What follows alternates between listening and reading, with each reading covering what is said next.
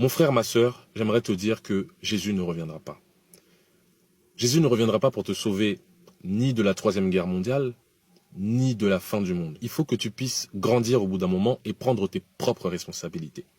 Et si, imaginons même, Jésus reviendrait, d'accord? Et que son retour serait simplement retardé.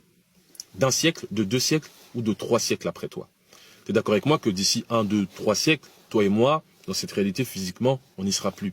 Ce que je nous souhaite, c'est que nos petits-enfants, nos arrière-petits-enfants après nous, puissent bénéficier de ce qu'on aura construit pour eux dès maintenant. En tant que croyant, on a beaucoup grandi dans l'urgence. On a évolué dans l'urgence. Et l'urgence ne te permet pas de te construire.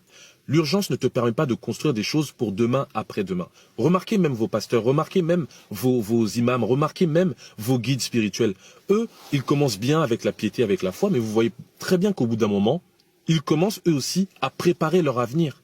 Ils commencent à investir. Ils commencent à faire, des investissements par-ci, par-là, créer des patrimoines. Le patrimoine, c'est pour pouvoir le léguer, c'est pour pouvoir donner aux générations futures. Mais si toi, tu restes dans l'urgence tout le temps en train d'attendre le retour, ta façon de réfléchir sera altérée par cet état d'urgence. Tu ne peux pas construire quelque chose sur le long terme en restant dans un état d'urgence permanent.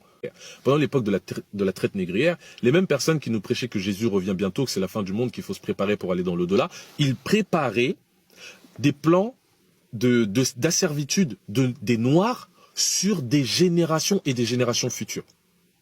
C'est ça que ces gens ont compris que nous ne comprenons pas.